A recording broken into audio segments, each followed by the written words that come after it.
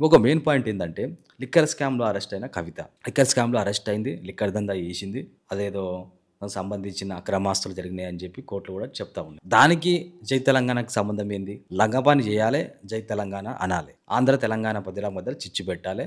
చంద్రబాబు నాయుడు బూచిగా చూపించాలి. అదొకటి liquor scam అయిపోయింది. ఈ ఫార్ములా కేసు. కేటీఆర్ ఈ ఫార్ములా కేసులో అది అక్రమంగా పర్మిషన్ లేకుండా కొన్ని కోట్లు ట్రాన్స్‌ఫర్ చేసిండని చెప్పి చెప్తా ఉన్నారు. దానికి సిట్ విచారణకు పిలిస్తే జై తెలంగాణ అంటాడు. ఆంధ్రాలో మా మీద కక్ష సాధింపు చర్యలకు పాల్పడుతా ఉన్నారు. మమ్మల్ని ఎదగనిస్తలేరు.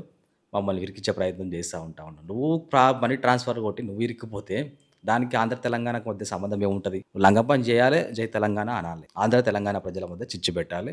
చంద్రబాబు నాయుడిని దోషిగా చూపించాలి. అదయిపోయింది కేటీఆర్‌ది. కాళేశ్వరం ప్రాజెక్ట్ కూలిపోయింది. అక్రమాలు చేసినారని చెప్పి సిట్ విచారణ జరుస్తా ఉంది. అనేక రకాలుగా. మరి దాని విషయంలో నీటిపారుదల విషయాలలో చంద్రబాబు నాయుడు ప్రాజెక్టులకు అడ్డుపడతాడు. మళ్ళీ అక్కడ అక్కడ జై తెలంగాణని.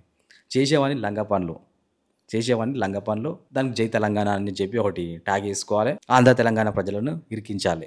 చంద్రబాబు నాయుడుని ఇరికించాలి. ఇది ఒక ప్యాషన్ అయిపోయింది వీళ్ళకి బీఆర్ఎస్ పార్టీ నాయకులకు. ఫోన్ ట్యాపింగ్ విషయం. ఫోన్ ట్యాపింగ్‌లలో సిట్ విచారణ జరుగుతా ఉంటది. ఎవరెవరు ఫోన్‌లు ట్యాప్ చేసిరో వాళ్ళందరిని పిలుస్తా ఉన్నారు. వాళ్ళ మీద విచారణ చేస్తా ఉన్నారు. వాళ్ళకి సంబంధించిన డీటెయిల్స్ అన్ని తీసుకుంటా ఉన్నారు. దానికి సిట్ విచారణకి ఇస్తే జై తెలంగాణ అనాలి. దానికి దీనికి సంబంధం ఏంది? ఎవడు చేయమన్నాడు మరి ఫోన్ ట్యాపింగ్? ఫోన్ ట్యాపింగ్ నేరం అని తెలవదా? గతంలో రేవంత్ రెడ్డిని ఫోన్ ట్యాపింగ్ చేసి నోటిఫికేషన్ ప్లేస్‌లో ఇరికించింది మీరు కదా! అసలు ఫోన్ ట్యాపింగ్ చేయడం నేరమా కాదా? ఫోన్ ట్యాపింగ్ హీరోయిన్‌లు, మాజీ ఎమ్మెల్యేలు, మినిస్టర్లు ఫోన్ ట్యాప్ చేసినారని చెప్పి మేము చెప్తలేము. సిట్ విచారణకు అందరికి వాళ్ళే పిలుస్తున్నారు కాబట్టి అదంతా ఇదంతా లీక్ అవుతుంది. సో, మహా న్యూస్ చేసింది తప్పే. ఆధారాలు లేకుండా ఇంకా దానికి సమాచారం బయటికి రాకుండా అట్లా ప్రచారం చేయడం, అట్లాంటి థంబ్‌నెయిల్స్ పెట్టడం తప్పే. సో, మహా న్యూస్ మీద యాక్షన్ తీసుకోవాలి. దానికి ప్రజాస్వామ్యబద్ధంగా యాక్షన్ తీసుకోవాలి. దాడులు చేయడం ఏంటి? దానికి జై తెలంగాణ అనాలి.